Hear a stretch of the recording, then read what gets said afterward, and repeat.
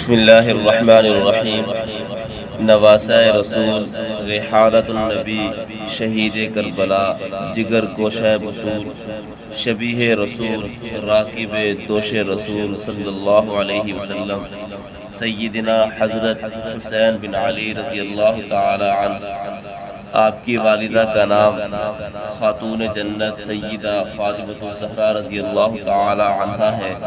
نانا حضور خاتم النبیین صلی اللہ علیہ وسلم، کنیت ابو عبداللہ، لقب سیدہ شباب اہل الجنہ۔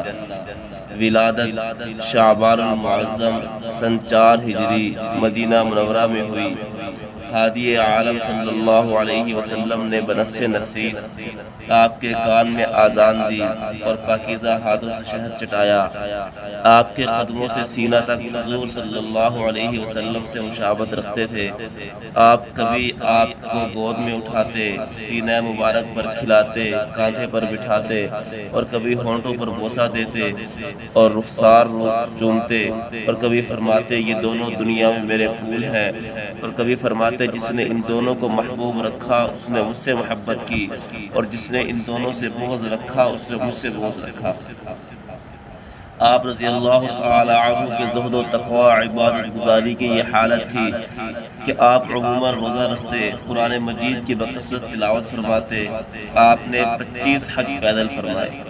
آپ بہت زیادہ حلیم الطبع اور منکسر المزاج تھے۔ کمزور لوگوں سے خندہ پیشانی سے ملتے، غریب گھروں پر خود کھانا پہنچاتے، قرض دار کا قرض ادا فرما دیتے۔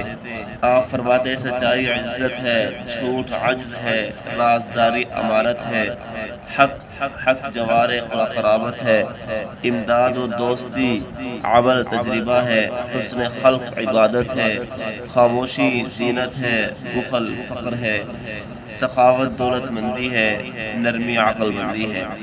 خلیفہ بلا فصل سیدنا صدیق اکبر رضی اللہ تعالی عنہ نے بے اختیار عقیدت و محبت میں فرمایا بیٹا تو علی کا ہے لیکن مشابہ نبی کی ہے۔ سیدنا فاروق اعظم رضی اللہ تعالی عنہ اپنے حقیقی بیٹے سے بھی زیادہ محبت آپ سے کرتے۔ سیدنا عثمان غنی رضی اللہ تعالی عنہ کے گھر کا جب بلوائیوں نے محاصرہ کیا تو آپ نے اپنے والد ماجد کے حکم سے حضرت عثمان غنی رضی اللہ تعالی عنہ کے گھر کا پہرا دیا۔ آپ کی شہادت کا المناک واقعہ 10 محرم الحرام بروز جمعہ سن 61 ہجری 58 برس کی عمر میں میدان کربلا میں یزید کے دور جور و جفا میں پیش آیا ہے۔ اللہ تعالی ہمیں ان حضرات کی قربانیوں سے سبق حاصل کرنے کی توفیق عطا فرمائے اور ان کے نقش قدم پر چلنے کی توفیق عطا فرمائے۔